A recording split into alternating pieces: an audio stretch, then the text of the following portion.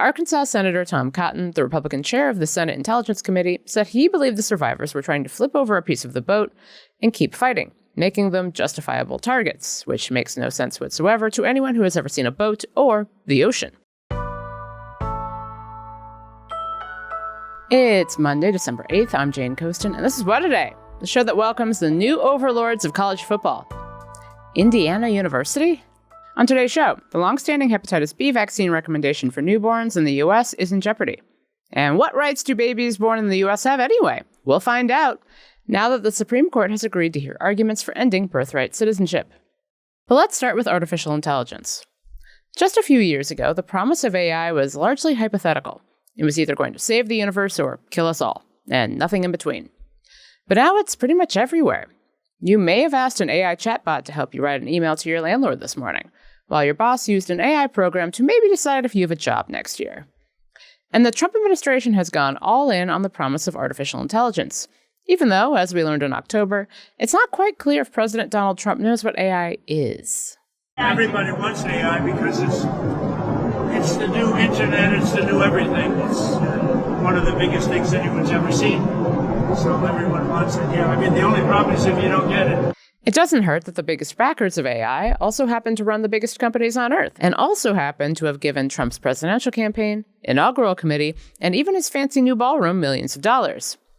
So it stands to reason that the White House has tried to do the AI tech barons a favor and ban state-level regulations on artificial intelligence. But those attempts, both in the budget deal passed earlier this year and in the National Defense Spending Bill, have failed. Because it turns out that while Trump and his billionaire friends love AI, a lot of Republicans don't. Republicans like Missouri Senator Josh Hawley, who told right-wing pundit Steve Bannon back in September that the AI tech overlords were using America's working class for their own gain. They're using AI to shorten the lifespans of working people by taking away their jobs, taking away their livelihoods, and they're turning around and using that same AI to try to make themselves immortal. It would be crazy if it weren't so dangerous. And the ideology that these people have is that they should have all the power. Working people should have no power. They should run the country, not the people. That's not what we're founded on, Steve. But the White House is still trying to push Republicans to support their efforts to get rid of pretty much any AI regulations. So to talk more about Trump, AI, and why Republicans aren't sold on the wonders of chatbots that love M-dashes just yet, I spoke to Gerrit de Vynck. He's a tech reporter for The Washington Post covering the AI boom. Gerrit, welcome to What a Day. Thanks for having me. So, first things first. Why is President Trump so all in on AI? AI is the biggest thing going on in the tech world right now, and it's the biggest thing since, mobile phones. Some say since the internet. Some even say since electricity itself. And so the tech industry is very serious about this, and they need government support. And they really got ahead of the election by sort of getting close to President Trump, donating to his campaign. And they're able to give him something that he really wants, which is all these mega multi-billion-dollar investments, which really helps him, push his story, his narrative that he is bringing jobs back to America. He's reindustrializing America by sort of cajoling all these multinational corporations to invest here in America. And a lot of these investments would have happened whether, President Trump was president, whether Kamala Harris was president. These were planned. The AI boom would have happened regardless of what happened politically. But the companies have realized that if they sort of, stand next to him, make these announcements at the White House, it also reflects very nicely on them. He's a very transactional president. And there's been this alliance now between the tech industry and, Donald Trump that we've seen play out throughout his presidency. So to be extremely cynical about it, it kind of reminds me a little bit of how Trump, in 2021 was like, I don't really know what crypto is, and it sounds kind of bullshit. And then the crypto industry gave him a ton of money, and suddenly he's like, I love crypto. It's the coolest thing ever. Would you say that's kind of similar to the AI conversation right now?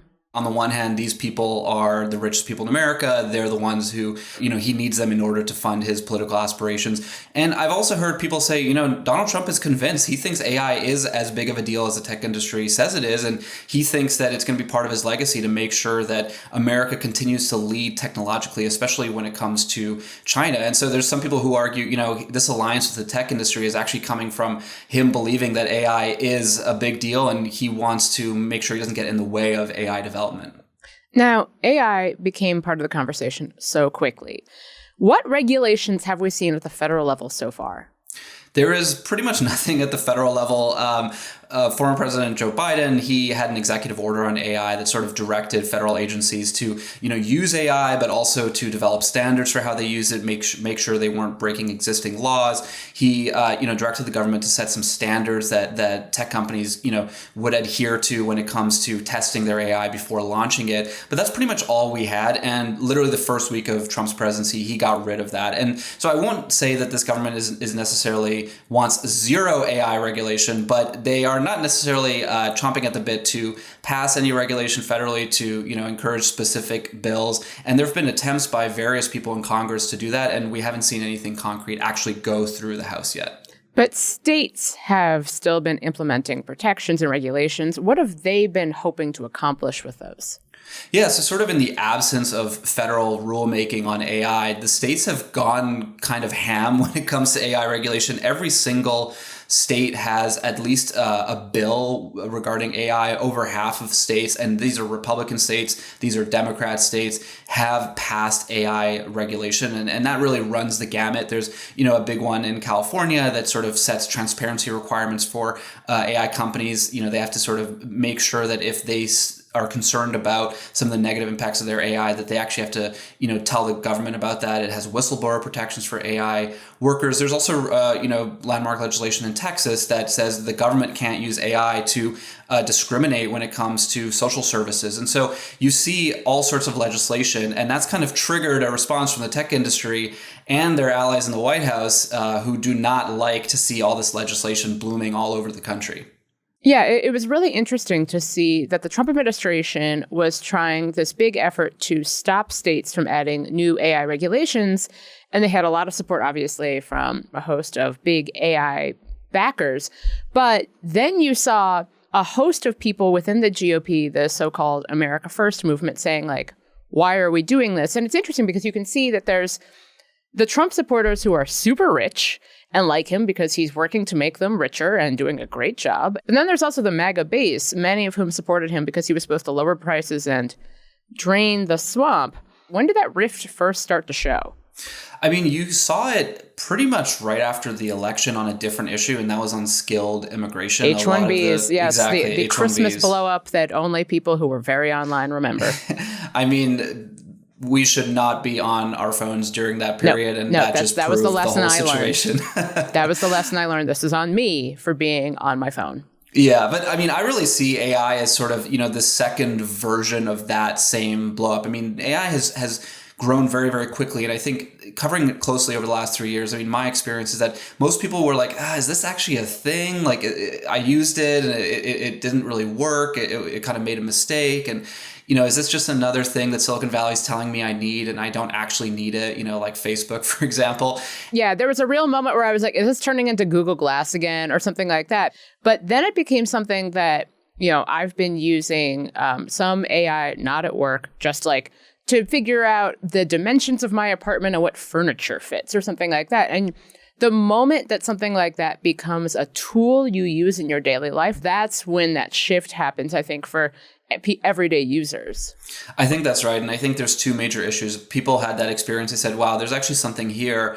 I'm using it for, random tasks, essentially a Google search replacement. Plus, could my boss use it to do some of my job? Even if it's not as good as me, maybe my boss thinks it is. The other major issue I think that really got into people's heads was concerns about children and teens using it. I mean, we saw some really tragic stories about, teenagers taking their own lives, doing self-harm after having long, convoluted conversations with chatbots. And there's actually some lawsuits playing out. So those are very high-profile cases that people take very seriously. And so I think some of these populist Republican politicians have realized that their constituents are not on the same page as the president when it comes to AI, are way more concerned about it. It's also an affordability issue because AI data centers take up a lot of electricity, and people are seeing some of their electricity prices going up, and they're blaming AI.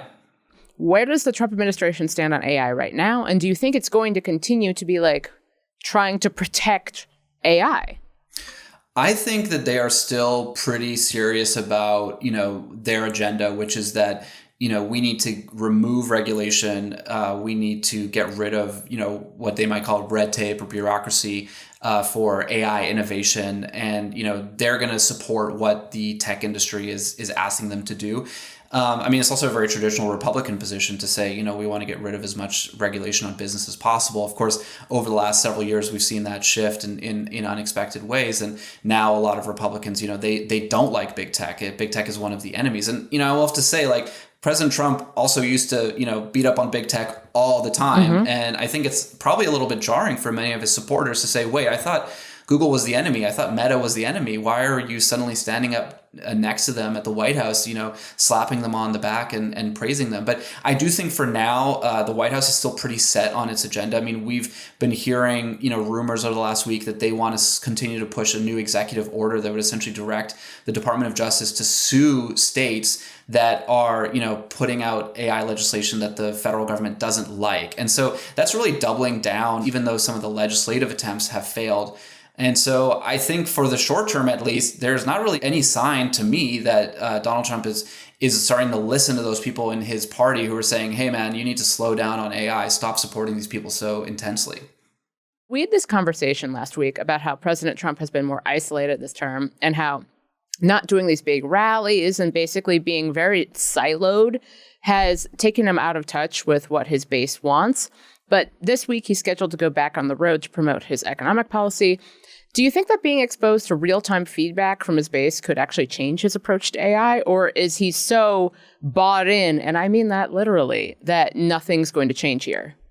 It's a really good question. I think it's kind of, for my reporting over the next 6 months, maybe the biggest question that I'm thinking about. I really think it could go either way. I also think it depends on, where AI goes. If essentially, say AI does actually start to, seriously affect people's jobs, you could see a real backlash. If AI kind of just sort of continues on the trajectory it's on and, it's something we use more and more, but it's not necessarily something that is economically disruptive in the short term, I think it could potentially fizzle out and, Trump's voters and his base will allow him to continue to be close to the AI industry.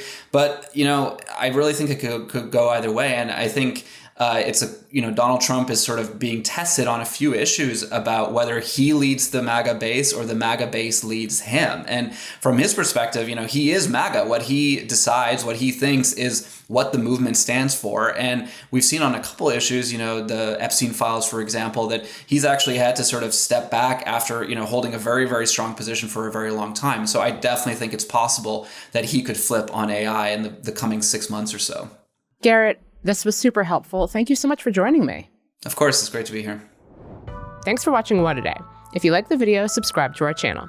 Subscribing helps surface progressive political views in the algorithm and helps push back against the toxic onslaught of right-wing political rage bait on YouTube. We will be back with the headlines after some ads. This episode is sponsored by BetterHelp. Therapy can be a space for new traditions, new goals, new paths forward for you and your family. BetterHelp therapists work according to a strict code of conduct and are fully licensed in the U.S.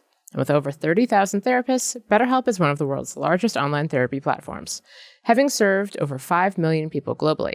And it works, with an average rating of 4.9 out of 5 for a live session based on over 1.7 million client reviews. This December, start a new tradition by taking care of you. Our listeners get 10% off at betterhelp.com/WAD. That's BetterHelp, HELP.com/WAD. Headline. It seems pretty clear they don't want to release this video because they don't want people to see it, because it's very, very difficult to justify.